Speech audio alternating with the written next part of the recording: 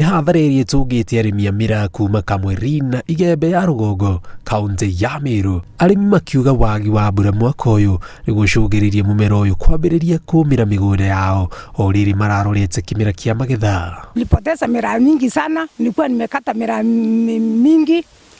Kwa hiyo miraa tumepata sinda, wakati huu hatuna hata bisi ya shule. Njaa ndio imetukabilia. Ukiona miraa vile imekauka kwa sababu sisi hatuna kitu kingine, hatuna hata maji ya kulima. Wanasiasa sinda hao wanaingilia miraa, wanasema wanatetea miraa, lakini ni siasa wanapiga na miraa. Sasa tunasema wasikie kilio zetu tukiwa wakulima, watetee miraa yetu ipate soko na watupe hata misaada, watu wapate kitu ya kula kama wakati huu wa kiangazi. Rĩu aikari aya nĩ mahoete thirikari mateithĩrĩrie na irio o ũndũ ũmwe na maĩ, makiuga mahiũ mao marĩ ũgwati-inĩ amu ng'ombe unaona zikipita zimetoka kilomita kadhaa kutafuta maji. Kilomita kama ngapi? Kilomita kama around 40 kilometers. Ndio sipande huko sikunywa maji, sirundi huko. Kwa hivyo ukiangalia wamama wako huko, kazi yao ilikuwa miraa na kulima mashamba.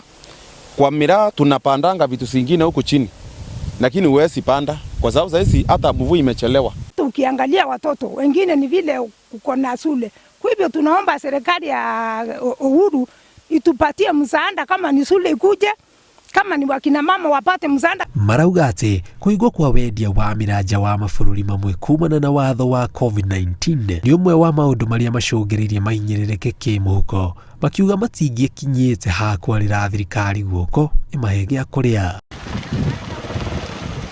Ngĩribotera Inooro TV, njĩtagwo Njenga Wambui.